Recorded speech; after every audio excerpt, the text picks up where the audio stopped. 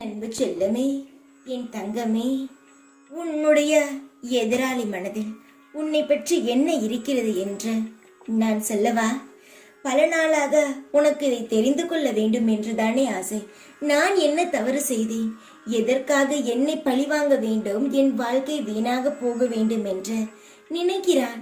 எனக்கு ஒன்றுமே புரியவில்லை சாயி என்று கேட்டாய். நான் உன் தாய் பதில் சொல்ல வந்திருக்கிறேன்.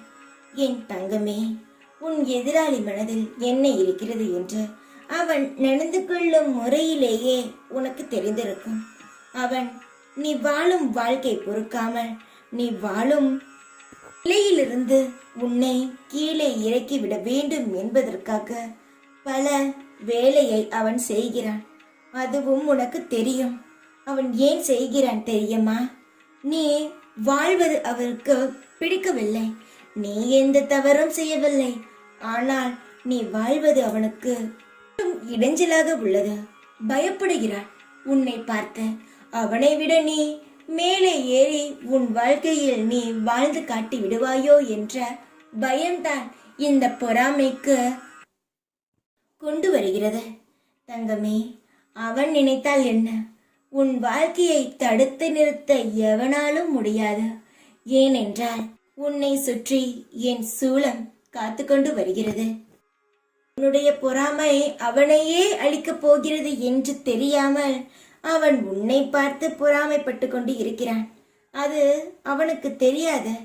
யாரை பார்த்தும் யாரும் பொறாமைப்படக்கூடாது. யாரை பார்த்தும் யாரும் கீழே இறங்கிவிட வேண்டும் என்று நினைக்க கூடாது.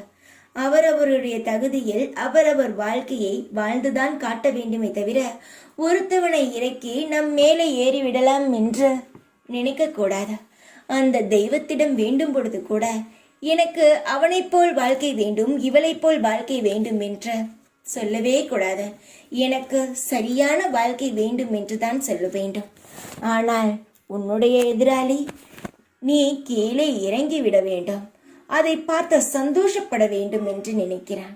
அவன் வாழ்க்கைத்தான் அப்படியாக போகிறது என்று தெரியாமல் அவன் உன்னுடைய வாழ்க்கையை சீரழித்து விடலாம் என்ற பல எண்ணங்களும் திட்டங்களும் தீட்டுகிறான்.